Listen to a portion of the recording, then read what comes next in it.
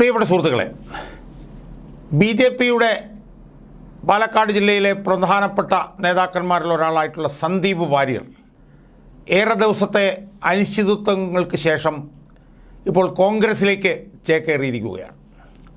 നമുക്കറിയാൻ കഴിഞ്ഞ കുറച്ച് ദിവസങ്ങളായി അദ്ദേഹം അസ്വസ്ഥനായിരുന്നു. അതിൻ്റെ വിശദാംശങ്ങളിലേക്കൊന്നും ഞാൻ പോകുന്നില്ല. ആ അസ്വസ്ഥതയിൽ നിന്ന് അദ്ദേഹത്തെ രക്ഷിച്ച് ബി.ജെ.പി നിലനിർത്താൻ ബി.ജെ.പിയുടെ പല പല നേതാക്കന്മാരും നിരന്തരമായി ശ്രമിച്ചുകൊണ്ടിരിക്കുകയായിരുന്നു.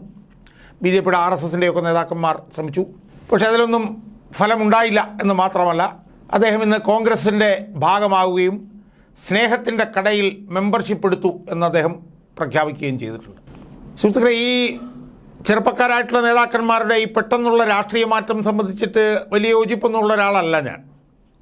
നമുക്കറിയാം, ഏതാനും ആഴ്ചകൾക്ക് മുമ്പ് കോൺഗ്രസിൽ നിന്നൊരു ചെറുപ്പക്കാരൻ പൊടുന്നനെ CPM-ലേക്ക് പോയി. അതായത് അൻവർ CPM-ൽ നിന്ന് വിട്ടു, പക്ഷേ പിണറായി വിജയൻ RSSൽ തന്നെ തുടരും എന്ന് പറഞ്ഞ ഈ പി സരൻ എന്ന് പറഞ്ഞ ചെറുപ്പക്കാരന് CPM-ലേക്ക് പോകാൻ ഒരു എളുപ്പവും ഉണ്ടായില്ല.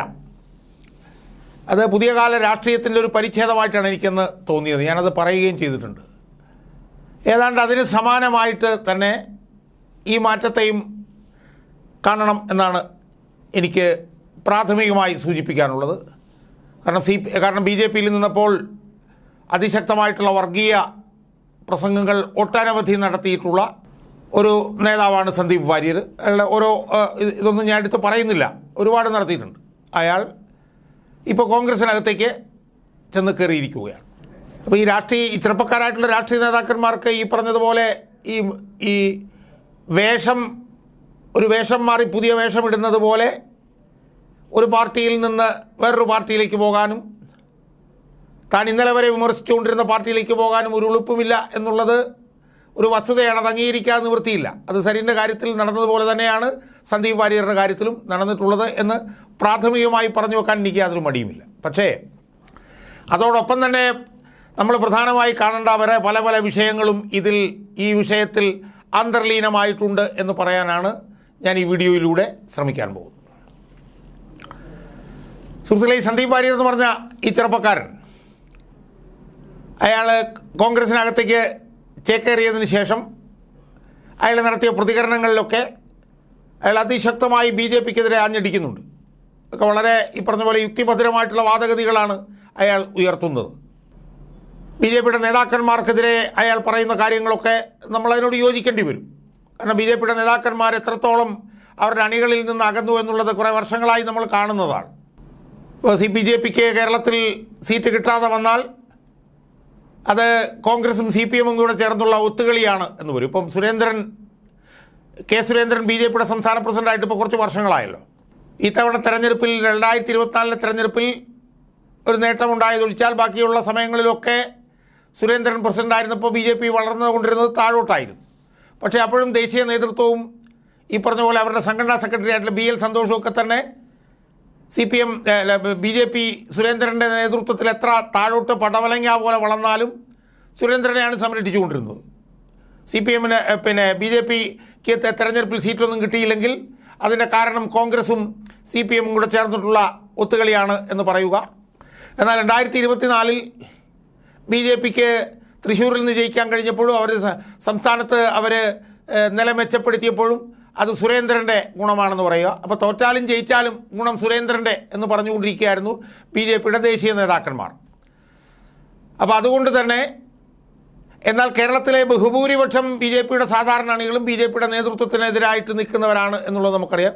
അപ്പോൾ ആ സാഹചര്യത്തിൽ ഈ സന്ദീപ് വാര്യർ ഈ പറഞ്ഞ പോലെ കോൺഗ്രസിലേക്ക് പോയതിന് ശേഷം അയാൾ ബി.ജെ.പിക്കെതിരെ നടത്തിയിട്ടുള്ള ശക്തമായിട്ടുള്ള പ്രതികരണങ്ങൾ, അതിനകത്ത് യുക്തിഭദ്രതയുണ്ട് എന്ന് ആണ് അത് കേൾക്കുമ്പോൾ എനിക്ക് തോന്നുക. അതിൻ്റെ വിശദാംശങ്ങളിലേക്ക് ഞാൻ പോകുന്നില്ല.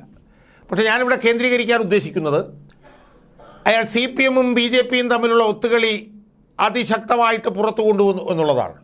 കാരണം ബി.ജെ.പി CPM ഒത്തുകളിയെക്കുറിച്ചിട്ട് ഏതാനും എനിക്കൊന്നൊരു ഒരു വർഷത്തിലധികമായി നിരന്തരമായി പറഞ്ഞുകൊണ്ടിരിക്കുന്ന ഒരു പൊതുപ്രവർത്തകനാണ് ഞാൻ.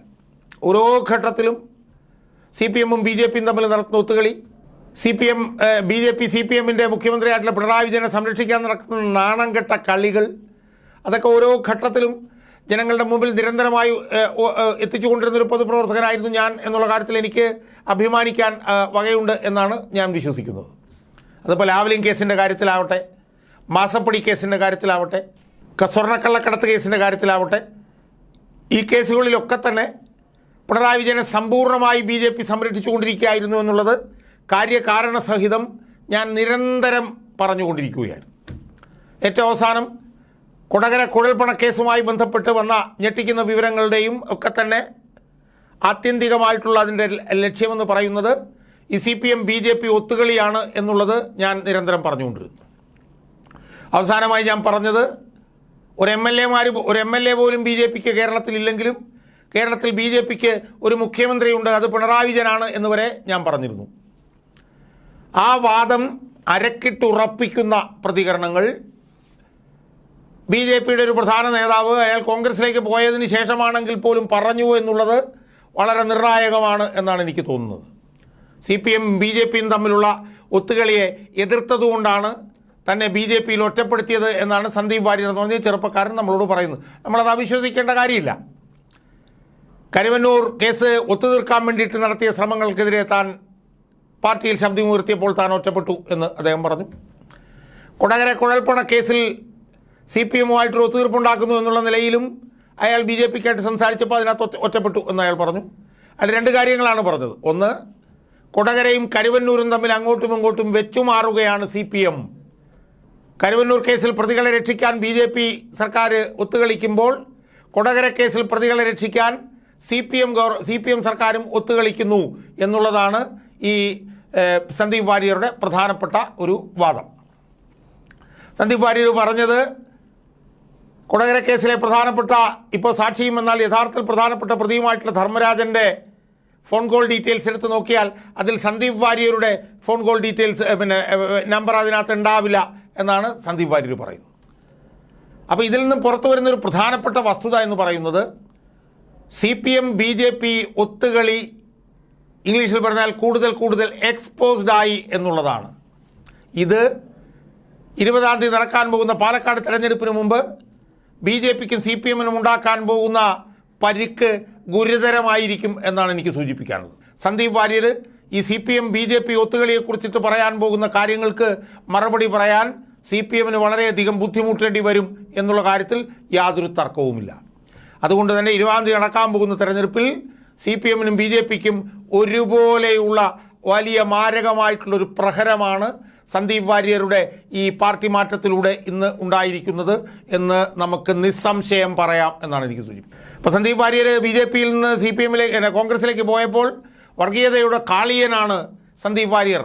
ആ കാളിയനെ എടുത്ത് കോൺഗ്രസ് കഴുത്തിലിട്ടിരിക്കുകയാണെന്നൊക്കെ പറഞ്ഞുകൊണ്ട് CPMൻ്റെ പാലക്കാടുള്ള ഒരു യുവ നേതാവും മന്ത്രിയൊക്കെ രംഗത്ത് വന്നിട്ടുണ്ട്. സുഹൃത്തുക്കളെ, അതൊക്കെ അവർക്ക് പറയാം. പക്ഷെ പറയുന്ന അവർ ചെയ്തിട്ടുള്ളത് എന്താണ്? ഏതാനും വർഷങ്ങൾക്ക് പുറകിലേക്ക് നമ്മൾ പോയാൽ കണ്ണൂർ ജില്ലയിലെ BJPയുടെ ജില്ലാ പ്രസിഡൻ്റായിട്ടുള്ള OK വാസു, ആ OK വാസുവിനെയും അമ്പാടിമുക്കിൽ നിന്നുള്ള നൂറുകണക്കിന് RSSകാരെയും പാർട്ടിയിലേക്ക് എടുത്തവരല്ലേ ഈ CPMകാർ. ആരാണ് OK വാസു? കണ്ണൂർ ജില്ലാ പ്രസിഡൻ്റായിരുന്നുള്ളത് മാത്രമല്ല, പല CPMകാരുടെയും കൊലപാതകത്തിന് പിന്നിലുള്ള ഗൂഢാലോചനയിൽ പ്രമുഖമായിട്ടുള്ള പങ്കുവഹിച്ചിട്ടുള്ള ആളാണ് ഈ OK വാസു എന്ന് ആർക്കാണ് അറിയാൻ പാടില്ലാത്ത സുഹൃത്തുക്കളെ? അയാളെയും കുറേ RSSകാരെയും കൂടെ CPMലേക്ക് എടുക്കാൻ ഇവർക്ക് യാതൊരു ബുദ്ധിമുട്ടൊന്നും ഉണ്ടായില്ല. 1995-ൽ P. ജയരാജനെതിരായിട്ട് അതിഭീകരമായിട്ടുള്ള ഒരു RSS ആക്രമണം ഉണ്ടായ വേളയിൽ തങ്ങൾ ബൾബ് അടിച്ചു പൊട്ടിക്കലല്ല, തങ്ങൾ ലക്ഷ്യമിടുന്നത് വലിയ ട്രാൻസ്ഫോമറിനെയാണ് എന്ന് പറഞ്ഞ ആളാണ് ഈ OK വാസു. P. ജയരാജനെ ആക്രമിച്ച സമയത്ത് അതിനെ ന്യായീകരിച്ചുകൊണ്ട് ആ OK വാസുവിനെ രണ്ട് കൈയും നീട്ടി CPMലേക്ക് എടുത്തു എന്ന് മാത്രമല്ല, അയാളെ മലബാർ ദേവസ്വം ബോർഡിൻ്റെ പ്രസിഡൻ്റാക്കി ആദരിച്ച പാർട്ടിയാണ് ഈ പാർട്ടി. എന്ന് മാത്രമല്ല, ഒരാൾക്ക് ഒരു ടേമിൽ മാത്രമേ ദേവസ്വം ബോർഡ് പ്രസിഡന്റ് ആകാൻ കഴിയൂ എന്നുള്ളത് കൊണ്ട് ഈ OK വാസു എന്ന് പറയുന്ന ഈ മുൻ RSSകാരനെയും മുൻ BJPയുടെ കണ്ണൂർ ജില്ലാ പ്രസിഡന്റിനെയും ഒരു തവണ കൂടി മലബാർ ദേവസ്വം പ്രസിഡന്റാക്കാൻ വേണ്ടി മലബാർ ദേവസ്വം നയം തിരുത്തി എഴുതിയവരാണ്. ആ മലബാർ ദേവസ്വം നിയമത്തിൽ ഭേദഗതി കൊണ്ടുവന്ന CPMകാർക്ക് ഈ സന്ദീപ് വാര്യർ CPMലേക്ക് വരുമ്പോൾ വർഗീയതയുടെ കാളിയനാണ്, എടുത്ത് കഴുത്തിലിടുന്നൊക്കെ പറയാൻ എന്ത് യോഗ്യതയാണുള്ളത് എന്നാണ് എനിക്ക് ചോദിക്കാനുള്ളത്. അപ്പോൾ അതുകൊണ്ട് സന്ദീപ് വാര്യരുടെ വരവ് CPM-ൻ്റെയും BJP-യുടെയും മുഖത്തേറ്റ ഏറ്റവും വലിയ ഒരു അടിയാണ് എന്നുള്ള കാര്യത്തിൽ യാതൊരു തർക്കവുമില്ല. അയാൾ ഇനിയുള്ള ദിവസങ്ങളിൽ CPM-ഉം BJP-യും തമ്മിലുള്ള ഒത്തുകളി കാര്യകാരണ സഹിതം, അല്ലെങ്കിൽ BJP-യും CPM-ഉം തമ്മിലുള്ള കൂട്ടുകച്ചവടം കാര്യകാരണ സഹിതം അയാൾ പുറത്തു കൊണ്ടുവരാൻ പോവുകയാണ്. ഇത് CPM-നെയും BJP-യെയും പാലക്കാട് ഉപതെരഞ്ഞെടുപ്പിൽ വലിയ തോതിൽ ദോഷകരമായി ബാധിക്കുമെന്നുള്ള കാര്യത്തിൽ യാതൊരു തർക്കവുമില്ല. എന്ന് മാത്രമല്ല, സംസ്ഥാന തലത്തിൽ തന്നെ BJP-യും CPM-ഉം നടത്തിക്കൊണ്ടിരിക്കുന്ന ഒത്തുകളി ജനങ്ങളുടെ മുമ്പിൽ എത്തിക്കാൻ വലിയ തോതിൽ സഹായിക്കും എന്നാണ് എനിക്ക് അത് സംബന്ധിച്ച് സൂചിപ്പിക്കാനുള്ളത്. അതാണ് ഞാനിപ്പോൾ ഏറ്റവും പ്രധാനപ്പെട്ട ഒരു വിഷയമായി കാണുന്നത്. അതിൽ താഴെ മാത്രമേ ഈ ചെറുപ്പക്കാരായിട്ടുള്ള രാഷ്ട്രീയ നേതാക്കന്മാർക്ക് അങ്ങോട്ടും ഇങ്ങോട്ടും പാർട്ടി മാറുന്നതിൽ ഉളുപ്പില്ല എന്നുള്ള എൻ്റെ നിലപാടിന് സ്ഥാനമുള്ളൂ എന്നാണ് ഞാൻ വിശ്വസിക്കുന്നത്. അതുകൊണ്ട് BJP CPM ഒത്തുകളി, കൂട്ടുകച്ചവടം, കൂട്ടിക്കൊടുപ്പ് ഇത് ജനങ്ങളുടെ മുമ്പിൽ ചർച്ചയാകുന്നതിന് ഈ സന്ദീപ് വാര്യരുടെ BJP-യിൽ നിന്നുള്ള കോൺഗ്രസിലേക്കുള്ള പോക്ക് സഹായകരമാകും എന്നുള്ള കാര്യത്തിൽ ഒരു സംശയവുമില്ല എന്നാണ് എനിക്ക് എൻ്റെ പ്രേക്ഷകരോട് പറയാനുള്ളത്.